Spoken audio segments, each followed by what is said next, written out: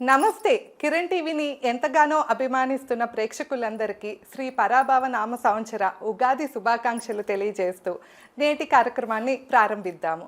ప్రస్తుతం మనతో పాటు ఉన్నారు ప్రముఖ ఆధ్యాత్మికవేత్త, జ్యోతిష్య పండితులు చేబిఎం కిరణ్ శర్మ గారు. నమస్కారం గురుగారు. నమస్తే అమ్మా. అఖండ లక్ష్మీ ప్రాప్తిరస్తు. గురుగారు, మనం 2026 రాశి ఫలితాలు చేసినప్పుడు అయితే ఎంతో ప్రేక్షక అభిమానం వచ్చింది గురుగారు. ఎంత పాజిటివ్ కామెంట్స్ వచ్చాయో మనకి. సో ఈసారి కూడా మనం ఉగాది పంచాంగం ముందుగా మీతో చేద్దాము అని పిలిచాం గురుగారు. సంతోషం. ఒకటేంటంటే పాజిటివ్గా వచ్చిందంటే పాజిటివ్గా మాత్రమే చెప్పాలని మీ అర్థం ఏమన్నా?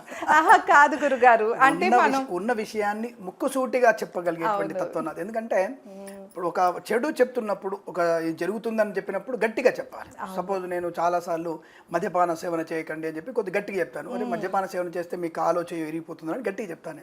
అలాంటప్పుడు ఇప్పుడు మీ తల్లి అయినా, ఇప్పుడు మీ కుమారుడు ఉన్నాడు, కుమారుడికి అలాగే చెప్తారుగా, కూతురుకి అలాగే చెప్తారుగా, ఒక పోలీసు అలాగే చెప్తాడు, జడ్జి అలాగే చెప్తాడు. అలాగే నేను కూడా అలాగే చెప్తాను, కొద్దిగా ఫోర్స్గా చెప్తాను. అరే మీరు అనవసరం మందు కొట్టి మీకేమైనా అయినా మాకు అభ్యంతరం లేదురా, మీ వల్ల ఇంకొకళ్ళకి ప్రమాదం జరగొద్దని చెప్పడం నా ఉద్దేశం.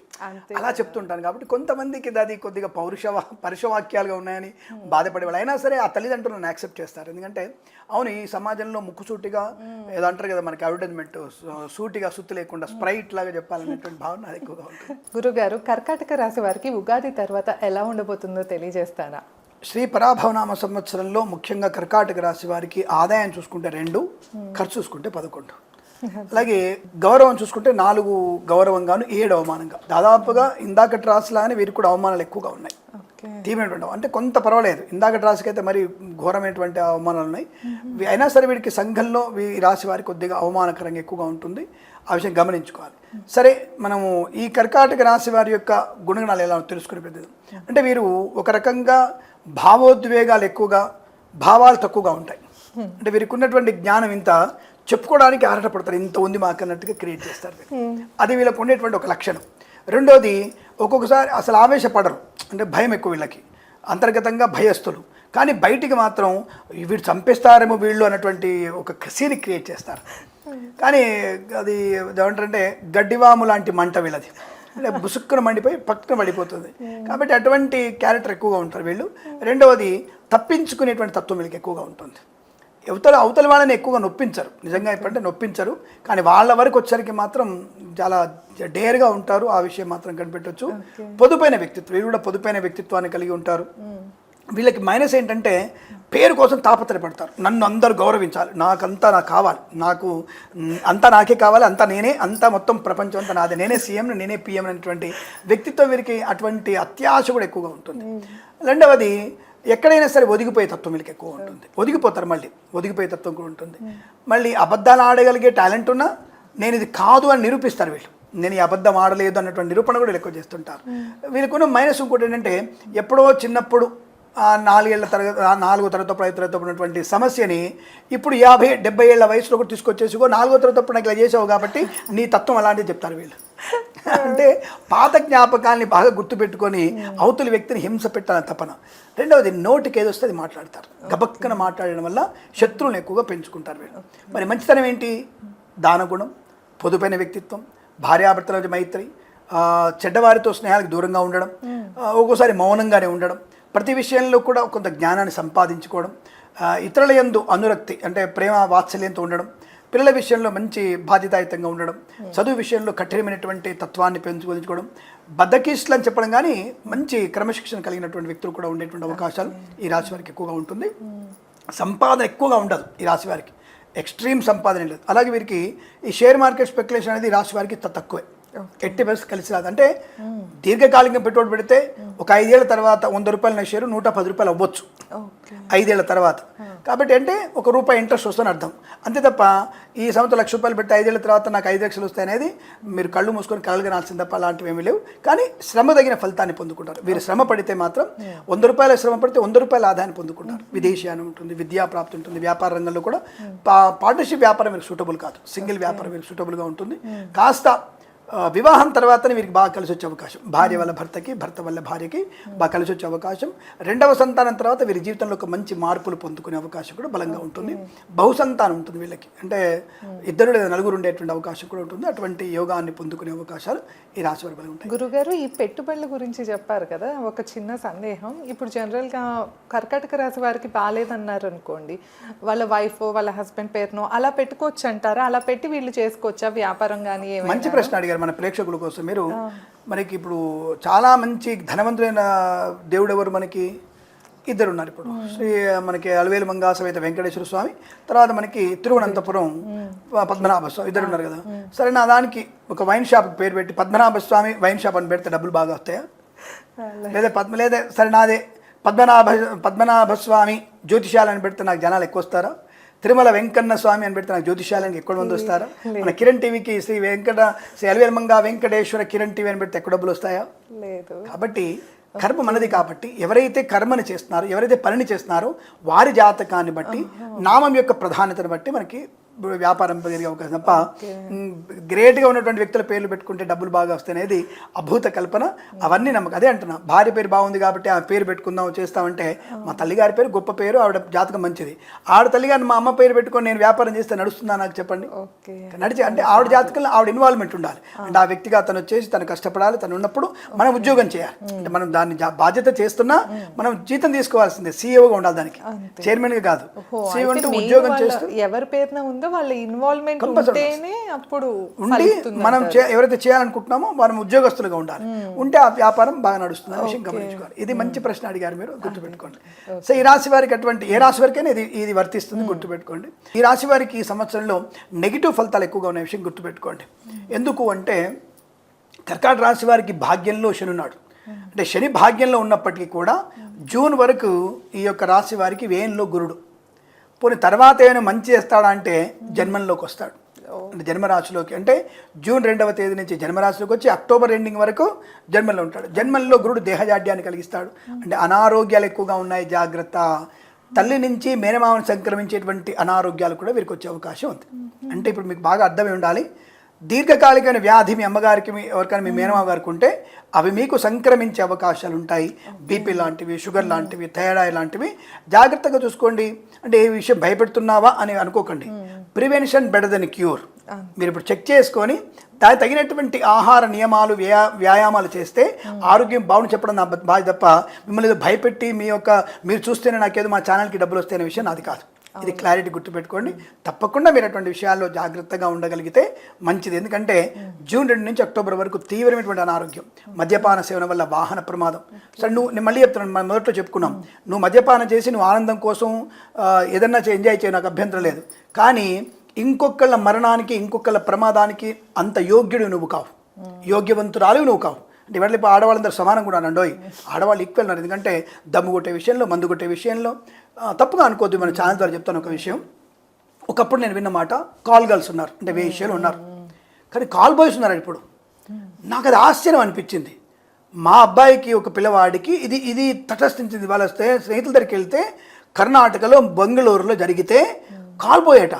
అంటే ఆడవాళ్ళు అబ్బాయిని బుక్ చేసుకుంటారట. ఇది ఎంతవరకు అనేది నాకు అర్థం కాలేదమ్మా. అంటే ఏ స్థాయి దిగజారిపోయాం మనం. అందుకే ఆడవాళ్ళు ఈక్వాలిటీ ఉన్నారు, నో ప్రాబ్లం. ఇప్పుడు దమ్ము కొట్టే విషయంలో, మందు కొట్టే విషయంలో అదేమిటండి అంటే ఆడది మగవాడిని మార్చుకునేటువంటి ప్రయత్నం చేసినప్పుడే కాపురం నిలబడుతుంది, మన యొక్క దేశం నిలబడుతుంది. వాడు తప్పు చేశాడు కాబట్టి మగవాడికి ఈక్వాలిటీ ఉండాలంటే వాడిద్దరు అమ్మాయిల దగ్గరికి వెళ్ళాడు, నేను ముగ్గురు మగవాళ్ళ దగ్గరికి వెళ్తా అన్నప్పుడు అది దౌర్భాగ్య స్థితి. అది వీధిన పడినటువంటి ఎంగిలి విస్తరాకులాగా జీవితం అనే విస్తరి చినిగిపోయేటువంటి అవకాశం ఉంటుంది. ఆడపిల్ల తప్పకుండా జరిగిన పొరపాటుని వాడిని శిక్షిస్తూ, మందలిస్తూ, మార్చుకునేటువంటి ప్రయత్నం, కొడుకుగా, కూతురుగా, తండ్రిగా అన్ని బాధ్యతలు ఆడపిల్లకు ఉంటాయి. కాబట్టి అందుకే ఆడపిల్లని మనకి భూమాతతో పోల్చాం. కాబట్టి అంత ఓపిక ఉండి మీరు మార్చుకునే జీవితాన్ని స్వర్ణమయం చేసుకోవాలి. మీరు ఎంజాయ్ చేయడానికి తాగడమే కావాలా? ఎంజాయ్ చేయడానికి వేరే మార్గం లేదా? అనేకం ఉన్నాయి కదా. కానీ ఇవాళ రేపు ఈక్వాలిటీ ఉంది కాబట్టి ఇక్కడ ఆడవాళ్ళు కూడా మద్యపాన సేవన చేసి వాహనాన్ని నడపడం, ఇంకోటి మరణానికి కారణమయ్యే విషయంలో అంత అర్హత మీకు లేదు, ఇంకోటి చంపిన అర్హత మీకు లేదు, మీ జన్మకు రాదు ఎవరికి కూడా. కాబట్టి అలా మద్యపాన సేవన చేసే ప్రయత్నం చేయకండి, ప్రమాదంలో పడే అవకాశాలు. కళాకారులు క్రీడాకారులు అత్యుత్సాహంతో విదేశాల్లో కళా ప్రదర్శన చెప్పేసి అడ్వాన్స్ ఇచ్చేసి వీసా కోసం మీకు తప్పకుండా డబ్బులు అని చెప్పేసి ఇవ్వకండి. ఓటీపీల ద్వారా ఖచ్చితంగా ఈసారి ఎక్కువ మోసపోయే వాళ్ళు ఇందాక ఒకటి రాస్తుంది, ఈ రాశి కూడా అంతే. ఇందాక రాశి వారు చెప్పుకోలేదు మనం, ఆ రాశి వాళ్ళంటే ఉన్నారు. ఈ రాశి వాళ్ళు కూడా ఓటీపీల ద్వారా మోసపోయే అవకాశం, సైబర్ అరెస్ట్ అని చెప్పి మీరు భయపెట్టడం. ఎందుకమ్మా మనం ఓపెన్గా మాట్లాడుకుందాం, పేపర్లో కూడా వచ్చింది అది.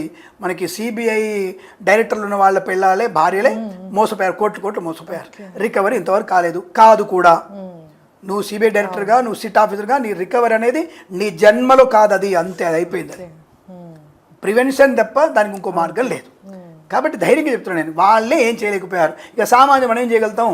నా అకౌంట్లోంచి 1,50,000 పోయింది ఒకప్పుడు, ఏం చేయలేదు మేము. నేను ఓటీపీలు ఎవరికి ఇవ్వాలా, ఎవడో మాట్లాడుతూ చెప్పట్టు నాది ₹1,00,000 ఎగిరిపోయినాయి. ఏం చేయగలుగుతాం? దానికి ఏం చేస్తాం అంటే మన జాగ్రత్త. అప్పటి నుంచి మనం ఓటీపీ లేదా ఇవ్వకుండా ఉండడం, రెగ్యులర్గా మన పాస్వర్డ్స్ మార్చుకుంటూ ఉండడం, ప్రతి విషయంలో జాగ్రత్తగా ఉండడం, ఎవరి మాట నమ్మకపోవడం, సైబర్ అరెస్ట్ ఉండవు. కాబట్టి మీరు జాగ్రత్తగా ఉండండి. మీ పిల్లల్ని ఎవరు అరెస్ట్ చేయరు, విదేశాల్లో మీ పిల్లల గురించి కంగారు పడకండి. ఇవన్నీ తెలుసుకునే ప్రయత్నం చేయాలి. కొత్త ఏఐ టెక్నాలజీతో కొత్తగా వస్తున్నాయి.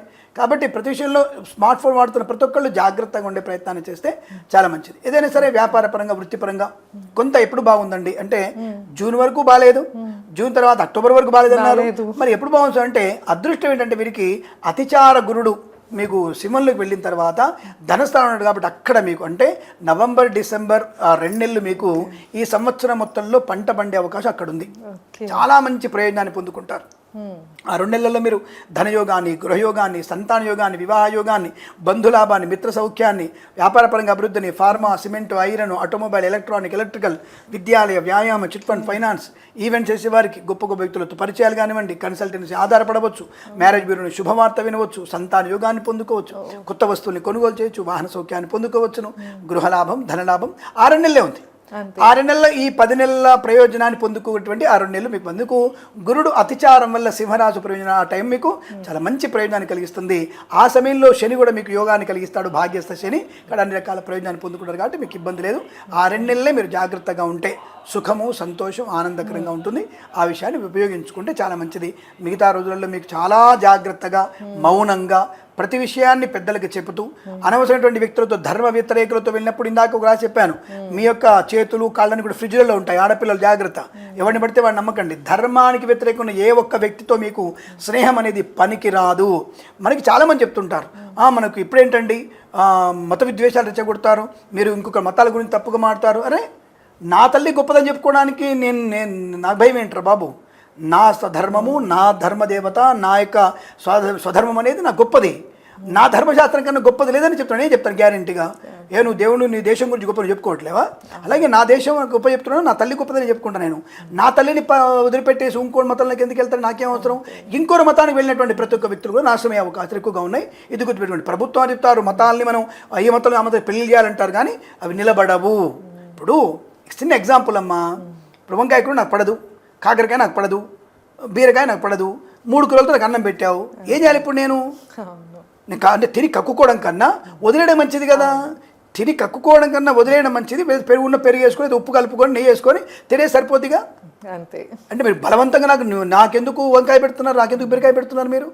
నా మతం అట్లాంటిదే. ఏది లేదు, ఉప్పు వేసుకొని తింటాను, నో ప్రాబ్లం. నాకు పరాయి మతంలోకి వెళ్ళకూడదు, అది ప్రమాదం. అలా వెళ్తే నీకు వావి వరుసలేని వ్యక్తులు, ఒక బావ, ఒక అన్న, ఒక తమ్ముడు ఏముండవు వాళ్ళకి ఎవరు కూడా. నా ధర్మంలోనే ఉంటాయి. నా ధర్మంలో కూడా దౌర్భాగ్యులు ఉన్నారు. సొంత అన్న కూతురునో చెల్లి కూతురునో కామించే వ్యక్తులు కూడా ఉన్నారు, లేరని చెప్పట్లా.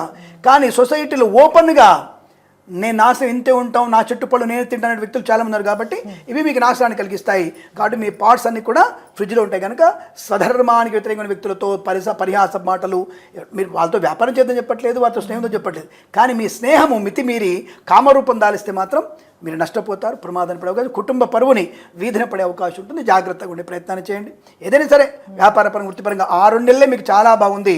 మిగతా రోజుల్లో మీ అదృష్టం కొద్దీ ఆ మాసంలో కుజుడో లేదా శుక్రుడో కొంత శుభస్థానానికి వచ్చినప్పుడు ఏమో మీ పూర్వజన్మ స్కృతం వల్ల ఆయా నెలల్లో 10 రోజులు బాగుండవచ్చు గాక, ఆ విషయాన్ని గమనించుకోండి. బట్ ఓవరాల్గా మాత్రం 2 మంత్స్ మాత్రమే సూపర్గా ఉంది. మిగతా నెలల్లో జాగ్రత్తగా ఉండాలి, తప్పదు ఈ విషయం. ఏ దైవారాధన చేసుకోవాలి గురువు? తప్పకుండా వినాయకుడి ఆరాధన మీకు చాలా మంచిది. వినాయకుడిని ఎక్కువగా పూజించడం, అలాగే ఇందాక చెప్పుకున్నట్టు సుబ్రహ్మణ్య స్వామి కూడా ఆరాధించడం. ఎందుకంటే శత్రువుల పెడితే ఎక్కువగా ఉంది. ఎందుకు సుబ్రహ్మణ్య స్వామి చెప్తున్నానంటే కుజుడు స్తంభించాడు ఈసారి. కుజస్తంభన ఎక్కువ ఉంది కాబట్టి అనేక రకాల ఆటంకాలు, శత్రుభావాలు ఎక్కువ ఉన్నాయి కాబట్టి ప్రయాణాల విషయంలో జాగ్రత్తగా ఉండే ప్రయత్నం. అలాగే మర్చిపోయి రైతులకి ఈసారి 2 పంటలు కూడా సామాన్య పంటలే ఉన్నాయి. ఈ రాశి వారికి పెద్ద గొప్ప పంటలు వచ్చే అవకాశం లేదు కాబట్టి రైతులు కూడా జాగ్రత్తగా ఉండే ప్రయత్నం చేయండి. మత్స్యకారులు సముద్రంలోకి వెళ్ళకపోవడే మంచిది, దానివల్ల నష్టమే.